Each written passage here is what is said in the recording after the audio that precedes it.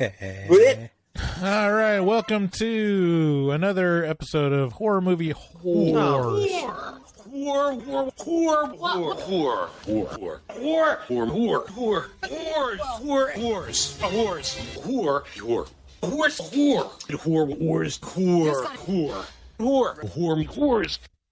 There it is. So, if you don't know, these episodes are just us answering your voicemail. So call us at 682-253-4468 if you have a question or comment for us. And you might hear yourself on a future episode of Horror Movie Whoores.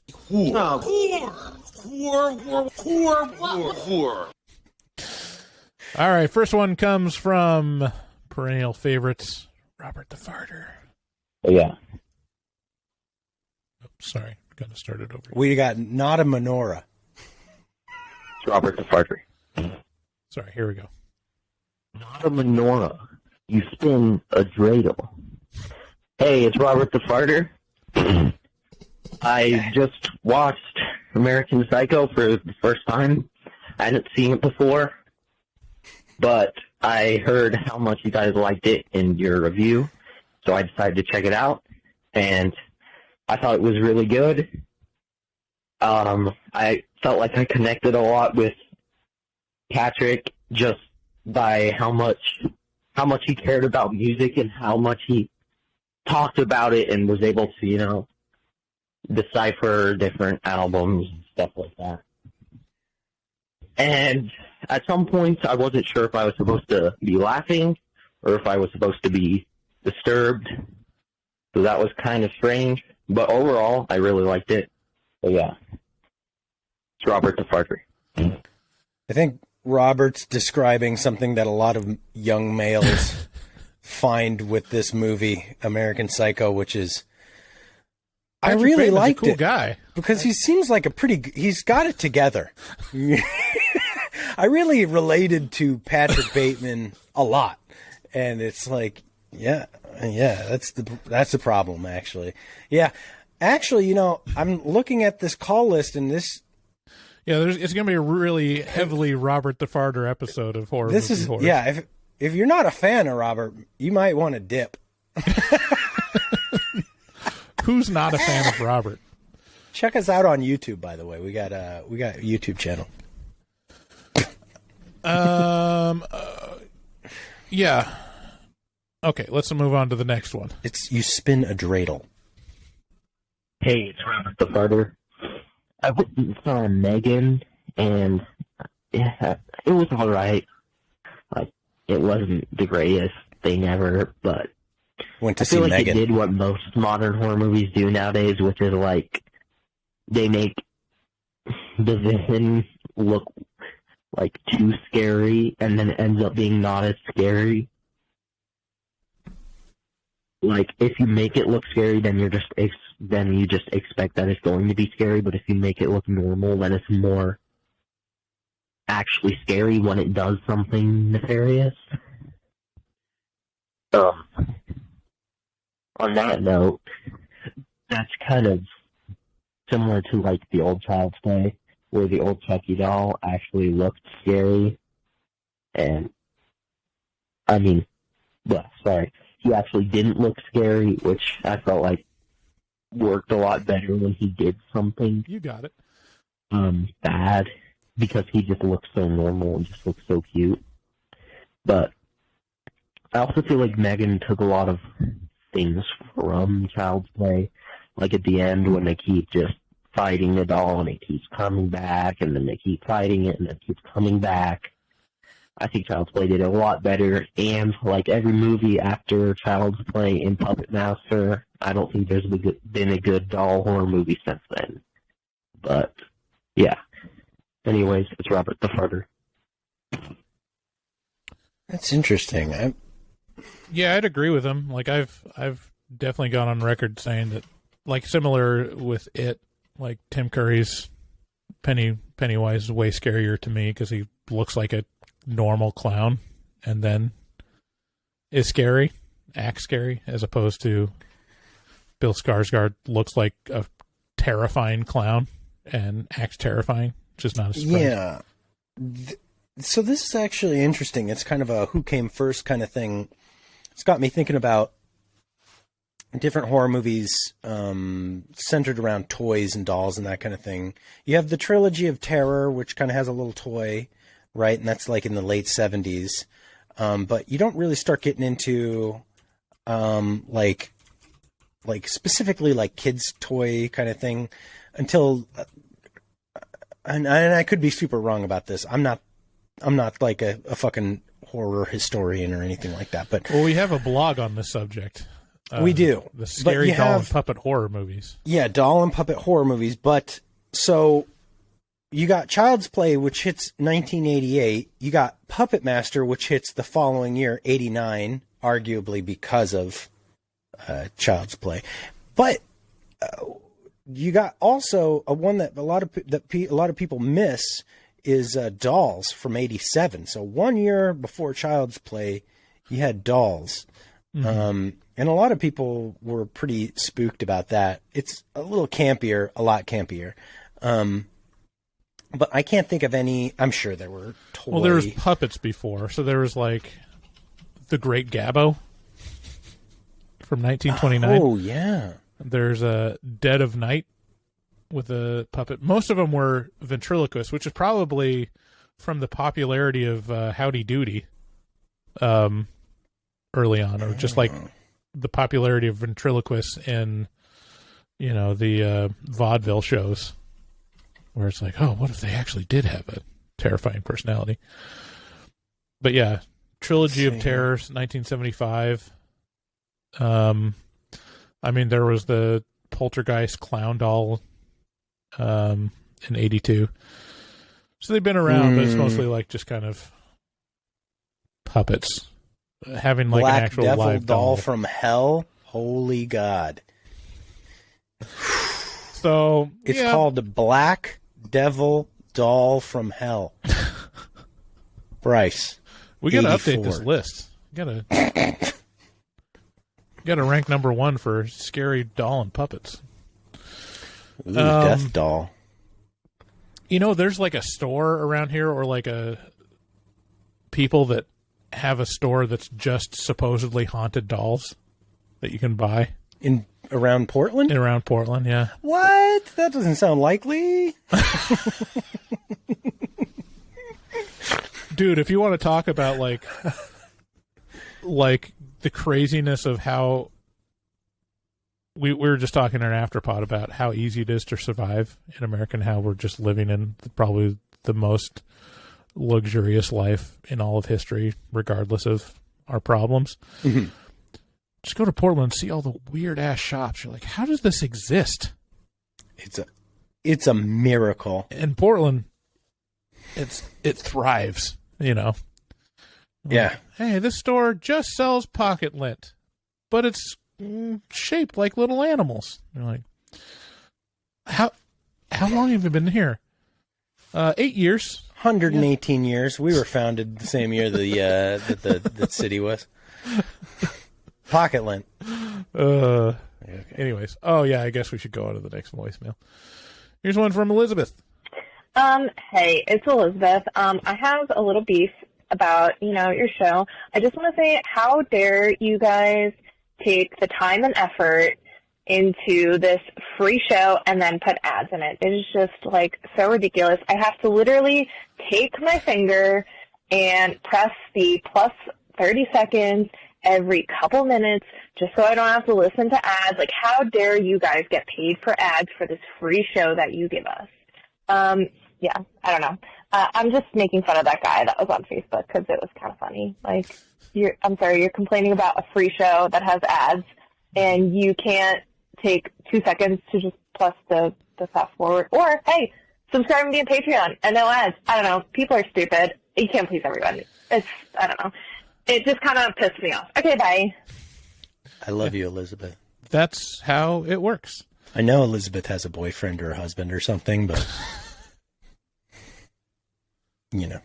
Finish your sentence. But I love her. I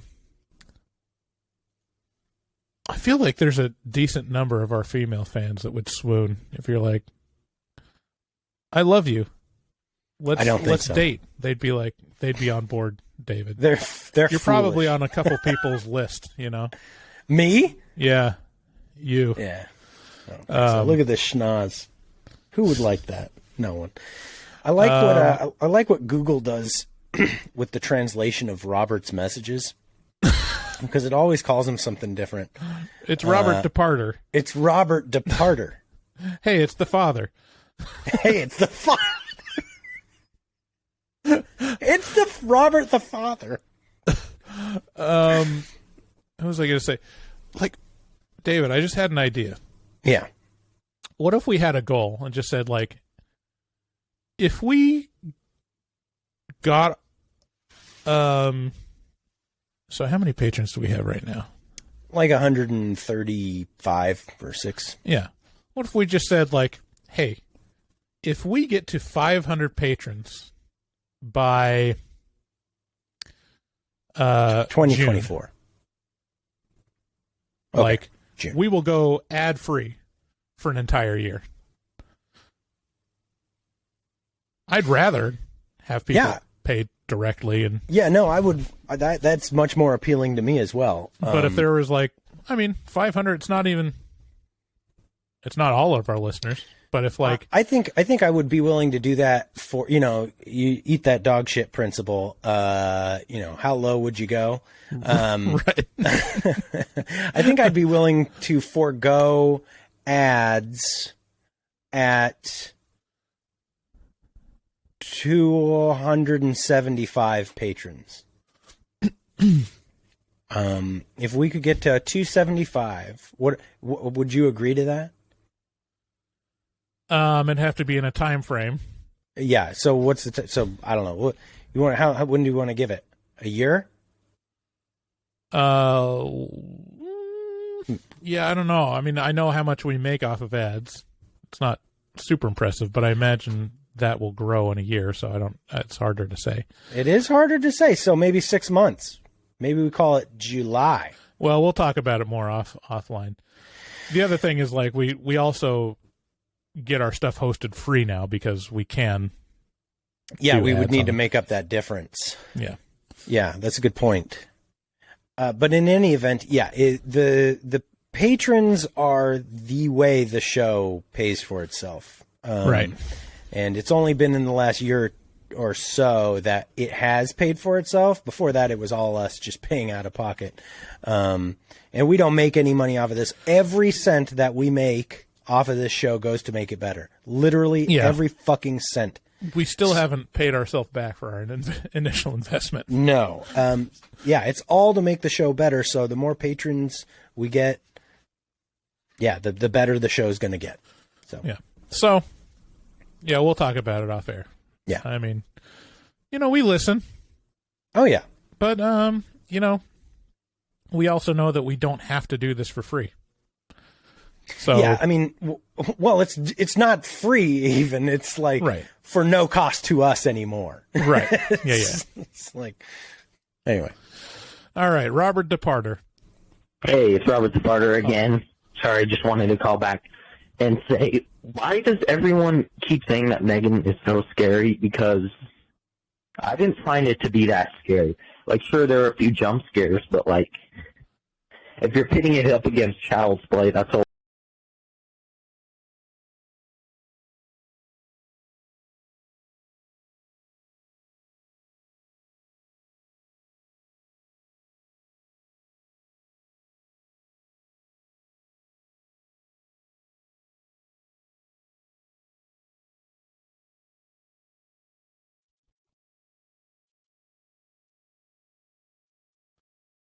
Okay. I think that worked. It's still recording, right? It's not.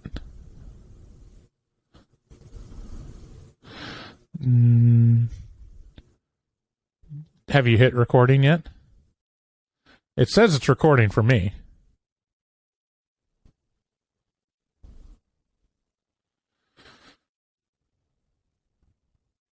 Okay.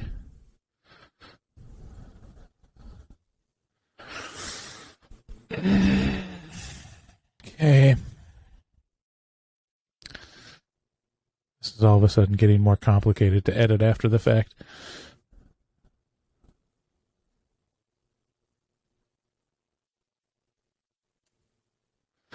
All right, we can stop. Can you press... Oh, wait, you don't have to press stop.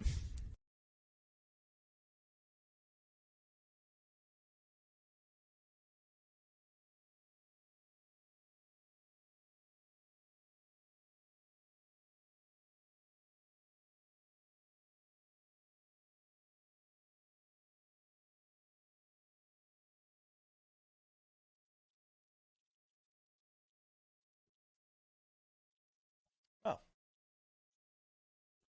Now it says it's recording. Okay, that's good because before, yeah. Let's pretend like it's still working. Okay. Sorry, everyone. We had some technical difficulties. issues, Hey, hiccups. did you ever have that Comcast guy come out? I did.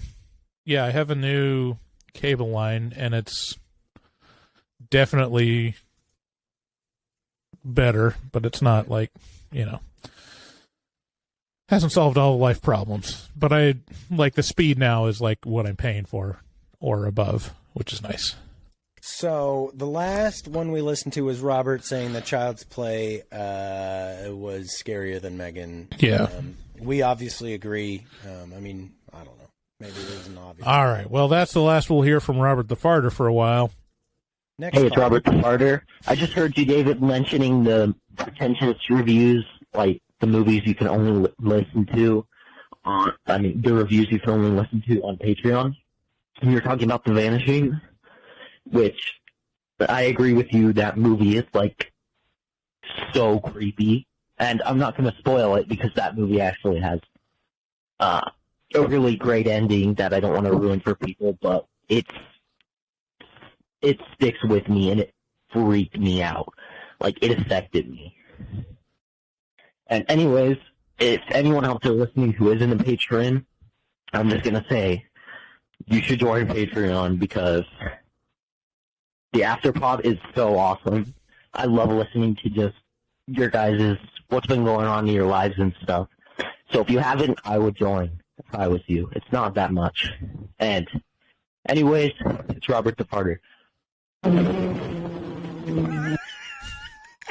Whoa. That was like going over the line on the freeway. Oh man. Yeah, no, thanks for the kind words. He is a Patreon member, and we've talked about Patreon a little bit this episode, so let's keep it going. Yeah, pay up. Come on. Hello, Whoooores, Talk Whoooores. It's Sarah from Salt Lake City. So I really need to know how you guys feel about Twin Peaks. I know that I feel like David specifically has mentioned it in a few episodes here and there. So I know that you're aware of its existence. Obviously, I mean David Lynch. But I've become very obsessed in the last little while, and I'm really tempted to suggest Fire Walk with Me on a Patreon pick. But I also know that it's very unlikely it will get voted anywhere near winning. But look out.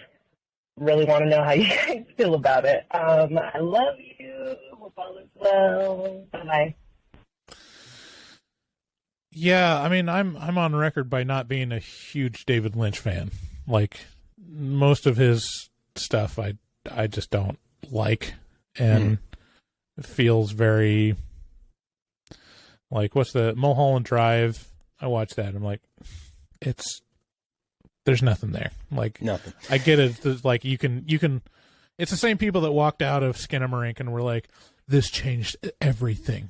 This really opens up the possibilities of the cinematic world, and like, it really messes with your mind." It's like, no, it's just someone putting an extreme amount of effort to put like disjointed nonsense in front of you, And so yeah, that's yeah. No, but I will say, The Elephant Man is one of the best movies of all time. Like, so that's what's so frustrating for me, is that David Lynch can be an excellent, like, traditional narrative director, and he just has very little interest in it. He wants to go the avant-garde route, and like, have more of that, expression of the dreamlike internal world of the psyche versus like the grounded happenstance of real life. So I don't know. I've heard that Twin Peaks is something that I would enjoy. I think I watched the first episode and I was like, Okay. It just feels weird. I didn't get into it. Felt it was boring to me. The first episode, at least.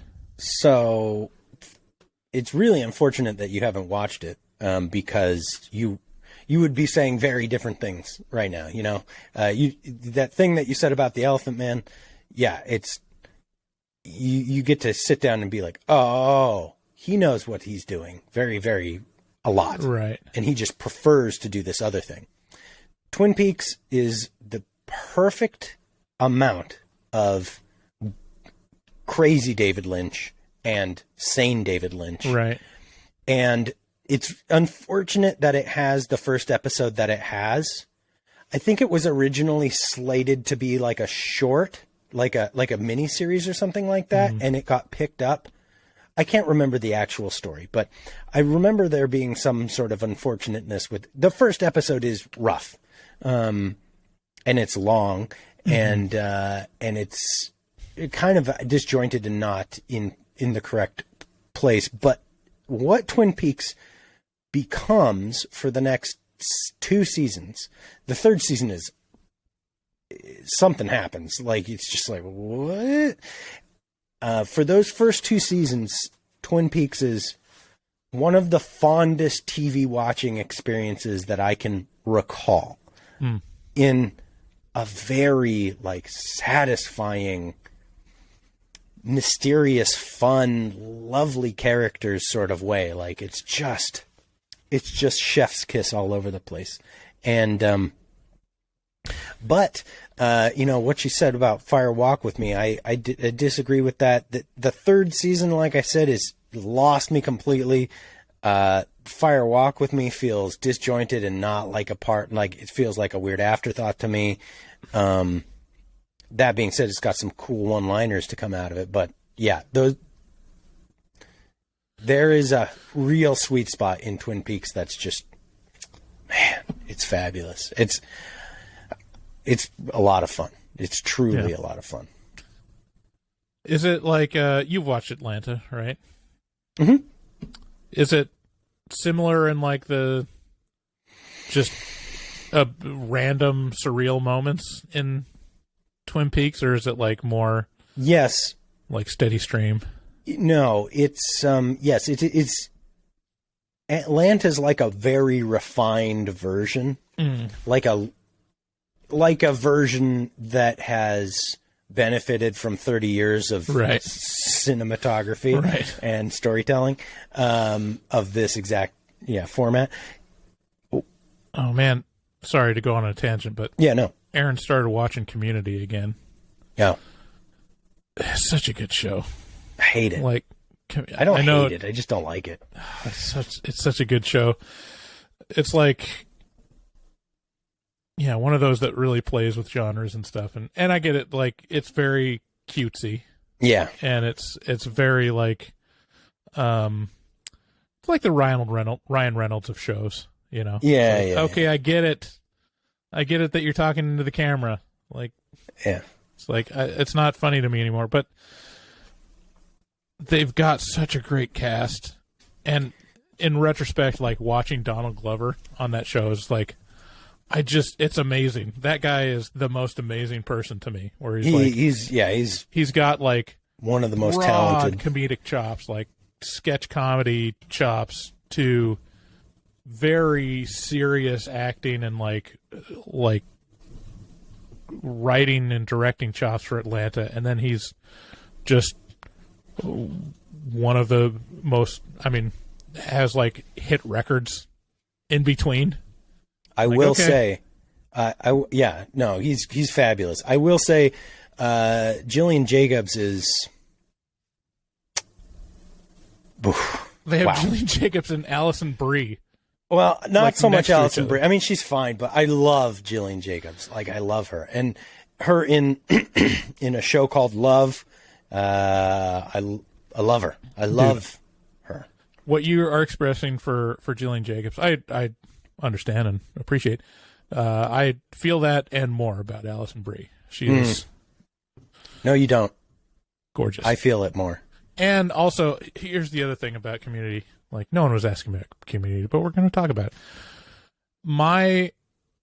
I think one of the best rulers that you can put against a comedy show is how good their bloopers are. Every, like, great show that I think is great has the best bloopers. Parks has the and best Rec. blooper reels. So there's, like, The Office has legendary stuff. Parks and Rec. Community has fantastic bloopers. Anyways, moving on. Hey, but before we do move on, it's also not encumbered by this. It's just a Dan Harmon thing. It has no Justin Roiland in it, right? Right. So it's not encumbered by this whole accusation against Justin Roiland, which has gotten him canceled All right, across let's the not board. open this can of worms. This is not a good format for that. No, but it doesn't have him in it? No, not Justin at all- Roiland isn't in it. He's not a Okay. part of the creator. It's pretty much 100% Dan Harmon Got it. creation.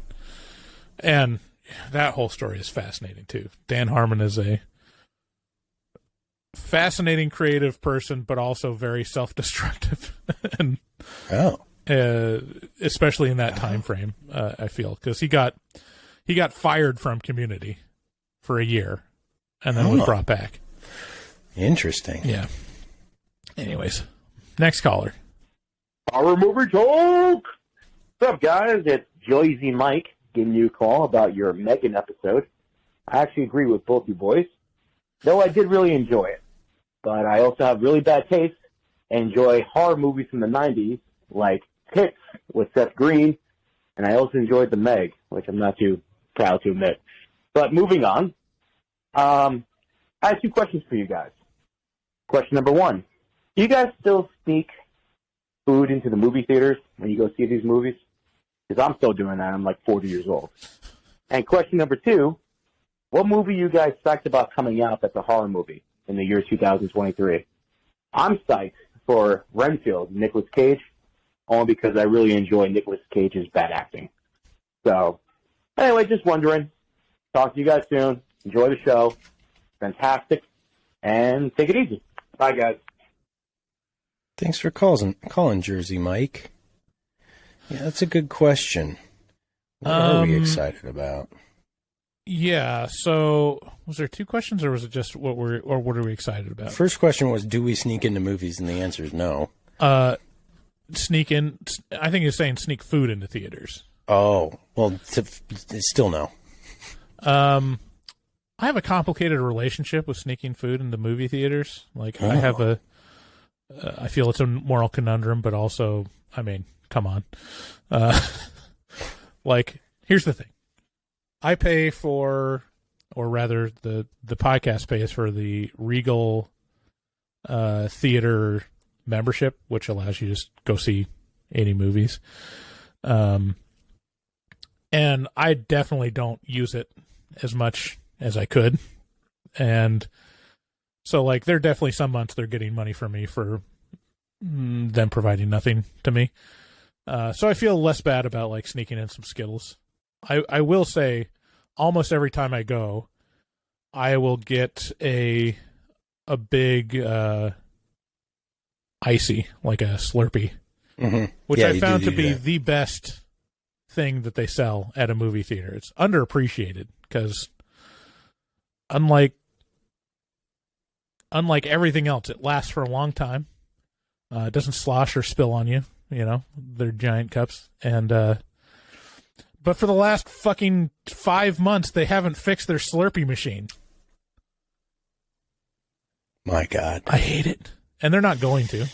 It's one of those things where, like, oh yeah, it's still, you know, it's not working right now. It's like they're just not going to pay for it. I mean, I don't blame them. You look around, and you're like, okay, this theater is empty. If you get a Slurpee, you're 100% more likely to go like this.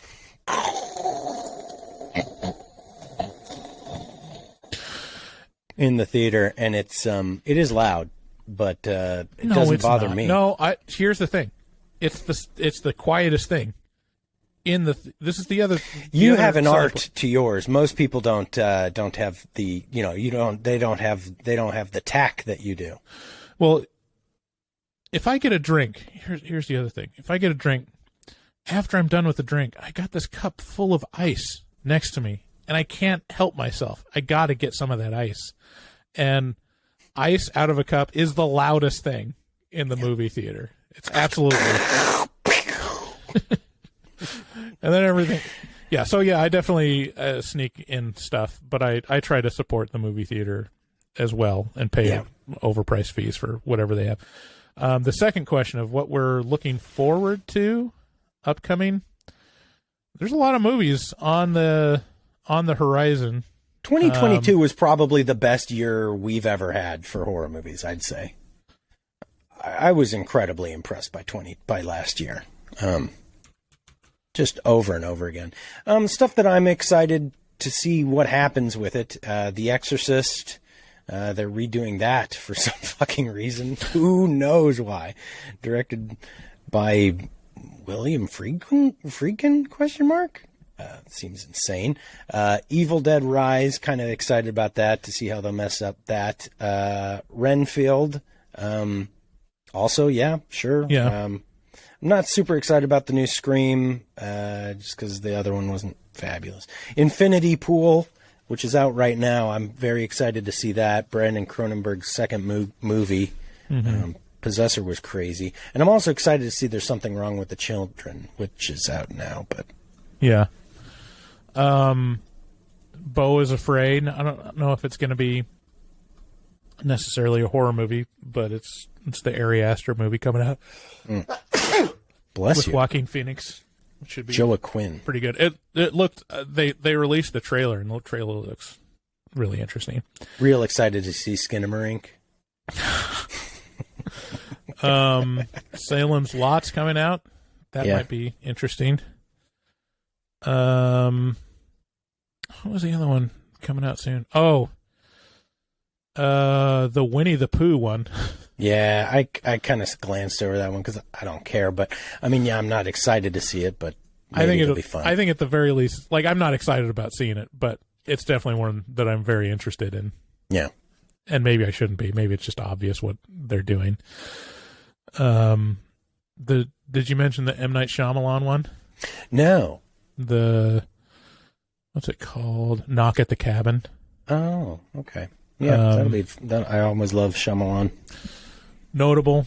I'm not necessarily like super excited about it. But if the ones that I'm like probably the most actually interested in seeing what they're going to do with is probably the Evil Dead Rise and Beau is Afraid.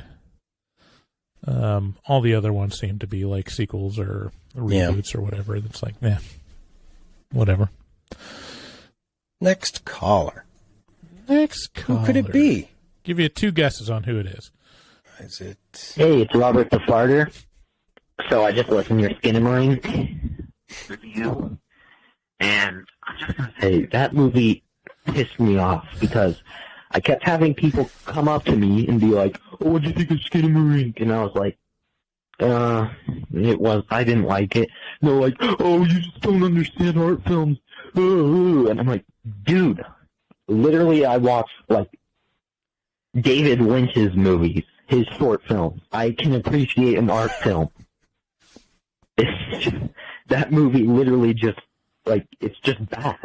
It's not that I can't appreciate art films, it's just bad.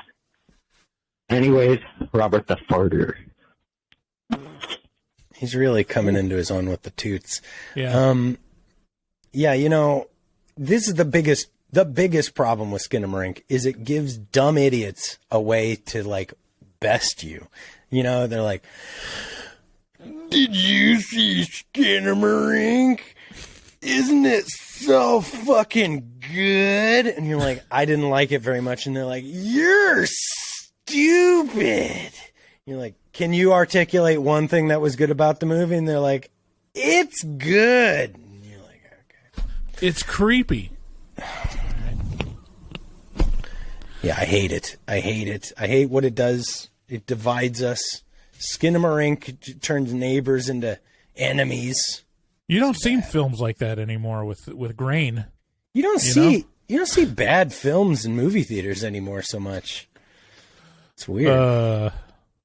I gotta say, I feel kind of vindicated from the reaction we've got off our YouTube video for the Skinamarink review. Like, people received it exactly how I wanted them to.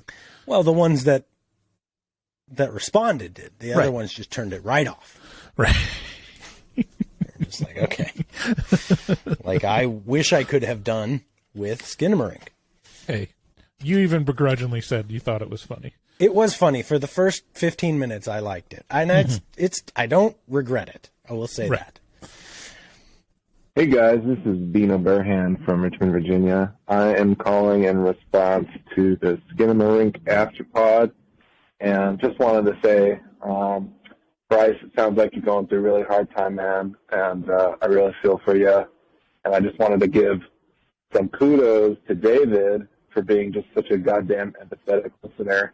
If anyone wants to see what, empathy looks like, not trying to problem solve or fix your friends. It's just being a good listener, being present with the person, not trying to fix their things. And David fucking nailed that shit. So we're here for you, Bryce, and I'm glad you've got a really good friend like David at your side. All right, talk to you later. Wow. I agree. Fucking cool guy, man. Yeah. Wow, he saw it all. It's a rare quality in guys. A lot of guys, anyway. No, I completely. David's a really good friend, and if you want to hear me have a deep depressive episode and failing at masking it, go to our Afterpod, become a patron, and you can. Well, you get plenty of both of us doing dip that. your toes into the human misery that is Bryce Hansen, and see David very worried. It's not funny. It's weird. It is weird. It is a little bit of a safe space over there for us, isn't it? Yeah. Don't have a whole lot of those. Actually, my whole life is set up to be one giant safe space for me. So, last call. No, I really, really appreciate it. Thanks for the kind words, and I agree. David is a good friend and an excellent listener, and I also agree. Yeah. Here's to top it off. One we haven't heard of from Robert a while. the Father. Hey, this is Robert the Father. Just wanted to call back real quick. I just wanted to say, David said that if you like David Lynch, then you would like Skinamarink. Okay, calm down. But I don't think that's necessarily true because I like David Lynch. I think he's really great, but I did not like Skinamarink. And it's not that I can't understand it. It's just, it was just dumb. Like, do you understand it though? I wouldn't say like I liked Eraserhead either because I didn't like watching it. It was really uncomfortable and disturbing, but it was also super interesting and like you could decipher stuff and you weren't as bored the whole time. But anyways, you guys should review Eraserhead. See ya. Robert the Farter. Kia, Robert the Farter. Yeah, I have an inkling that I would probably have a similar reaction to Eraserhead, to Skinamarink. The only way that we will review Eraserhead is if the patrons vote on it, or if I make us do that. Right. Because I have power approximately 50% of the time to decide what we watch. Maybe a little less. And, a little less because the patrons take up a decent percentage. That's true. But, there is a possibility, but it's diminishingly small because I didn't enjoy. I thought you liked Eraserhead. No, you always say you think that. You're like, no, I didn't like it. I watched it. I did watch it. I did not enjoy it. Okay. There's no way anybody could ever enjoy Eraserhead. That's antithetical. Well, it's like Requiem for a Dream. You can't say I enjoyed it. No, but this is it's one of my favorite movies. It is not the same thing as Requiem for a Dream. No, it's not. It's Okay. a totally different realm of like. It's just like Skinamarink. It's not meant to be. The experience is meant to be unenjoyable. It's Right. meant to be, at its core, the watching experience is bad. It's abrasive and it's not. It's not well, good. you really sold me on it, so we'll have to watch it. Yeah, it's a rough watch. Okay, and I think that's it. That's all the callers. I hope this recorded. I hope this recorded. We'll see how it goes. Love you. Bye. Thanks for calling in. Call us at 682-253-4468 and leave us a voicemail. Bye. Bye. I think I have to leave. I can't just stop recording. So bye. Bye.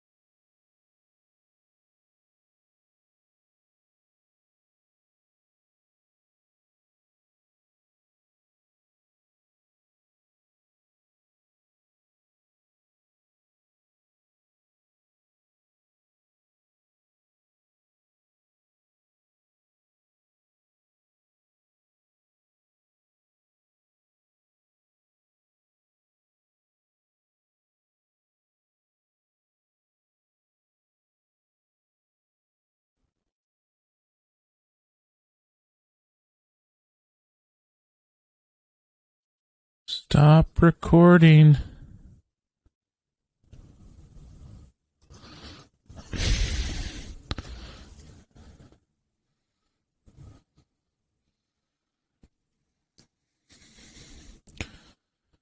Yeah, stop recording.